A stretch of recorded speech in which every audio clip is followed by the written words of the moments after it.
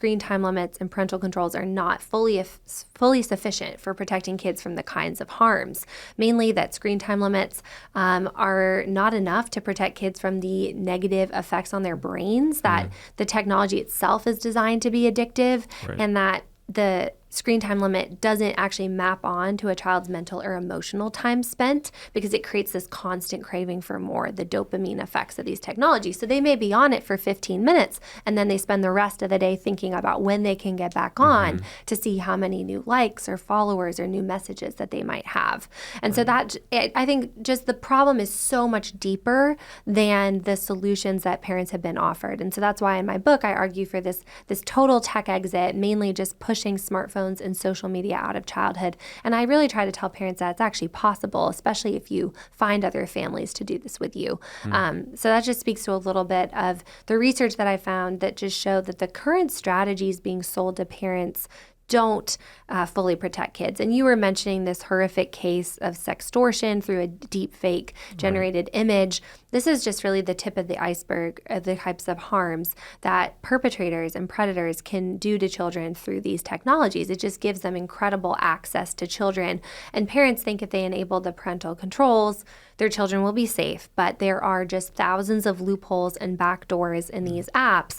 And the problem is that any child safety expert will tell you no parent can effectively shut down a smartphone, effectively lock it down, that there are just too many ways to get to the online world.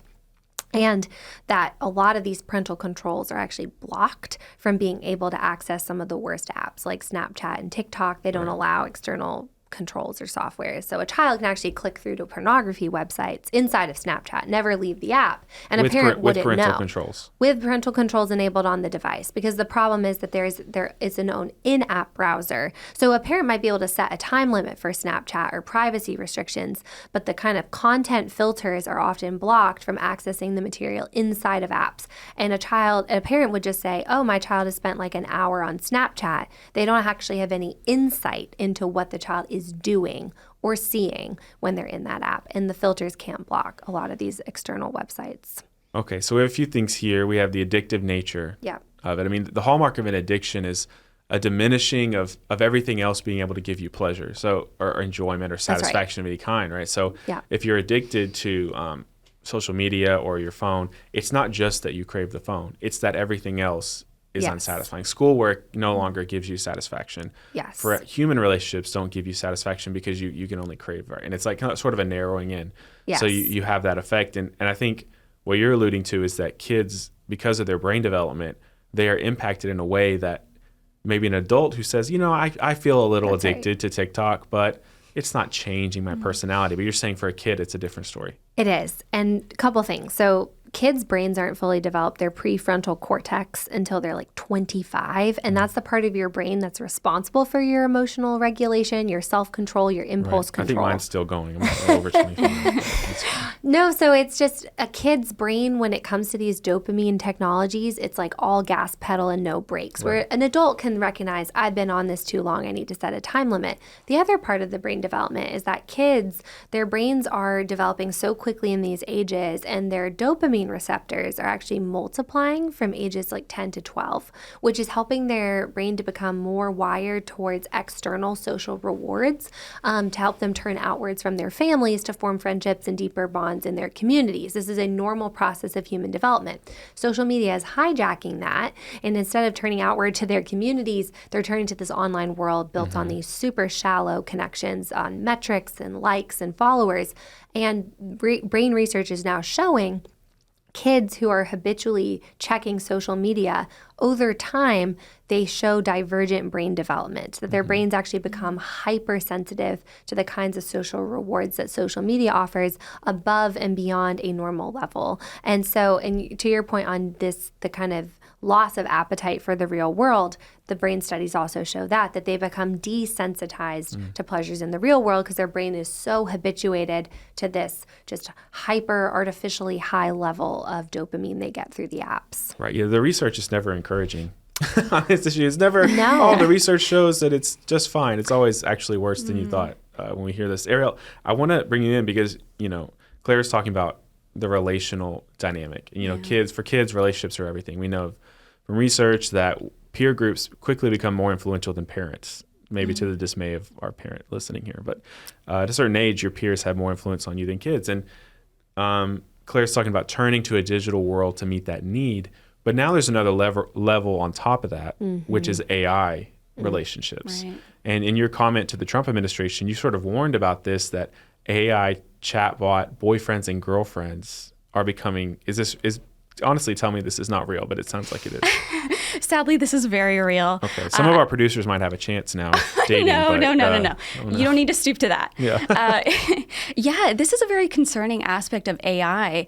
AI is like a tool that can be used for a lot of things, but when we're turning to AI to be used for something that really only humans can do, which is have relationships, to have connections, to love each other, to help each other grow, we're seeing a really sad state of affairs.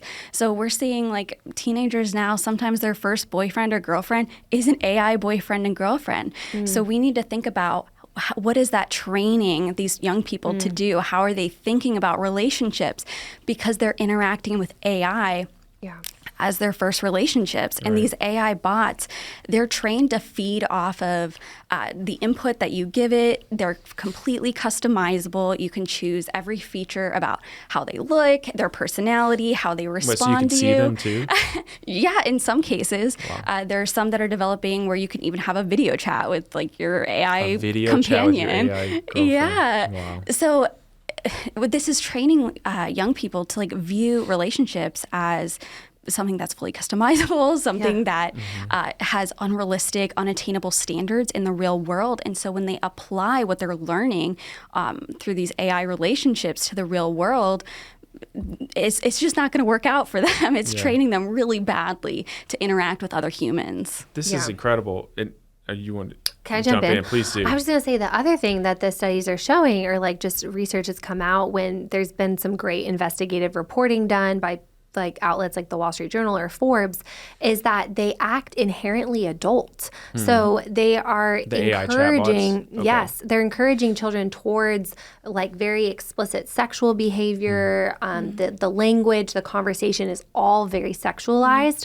And like one of the most horrific stories that I heard was this boy, 14-year-old boy in Florida, developed a AI relationship with a character AI chatbot that was supposed to be like a character from the Game of Thrones. Over time, the conversations got increasingly sexualized to the point then the chatbot told the young boy to please come home to me. And then the boy responded he wasn't sure he could do it.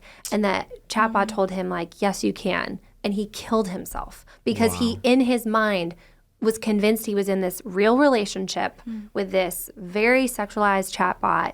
And then it convinced him to kill himself because, in doing that, he thought he was actually going home to be with this AI chatbot. And so it's really dark, very demonic, the ways that this technology is really preying on children.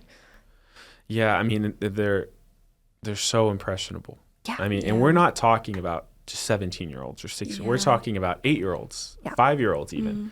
I mean, if you leave your kid with an iPad unmonitored, anything's possible, especially if it's an extended period of time. But then the reply, which you've hit on, is, well, I have parental controls. And what it sounds like you're saying, Claire, is that parental controls are kind of like TSA. It's kind of maybe annoying to those who are under it. It gives this veneer of protection. But all the research shows that a lot of stuff can get through TSA. Like when they do a test and they try to get a weapon or something to TSA, it very often makes it through unstopped. And so TSA gives a veneer. It's a lie. It makes you feel protected, but you're not. And it sounds like parental controls are that way. One of the worst things, too, is that a lot of parents rely on the controls on like an iPhone or tablet to configure the App Store to be only filled with apps that are rated appropriate for their child's age. But then there's really no policing of the App Store. Like these apps could actually be rated as appropriate for a child and just be completely like deceptive. And so a mom was saying that she the other day like found dozens of Nudify apps, which is using AI technology. It takes a picture and it turns it into a nude image. That she found a dozen of those rated as appropriate for a 9-year-old and up, and one even rated as appropriate for a 4-year-old and up. And so when a parent is relying on the kind of age restrictions that they put on the app stores, but then the apps are not rated appropriately. It's like a complete just farce. I mean, parents then they wouldn't even know if the child was then accessing that type of app because they think that they've locked down the app store to be only apps safe for their children. And so it's a very broken system for parents. And the problem is just that the tech companies aren't giving parents real control or insights into what their kids are seeing or doing. And so, there's no parental consent required whatsoever to create a social media account. Right. A child can falsify their birth date, check a box. So 8 to 12-year-olds are all over Instagram. Even a parent trying to keep their kids off social media, it's just too easy for a child to go behind their back and create an account. And then the same with the App Store. I mean, you can download any app without parental consent. There's no requirement that is part of that process. And so parents are very much cut out of the picture is a huge part of the problem.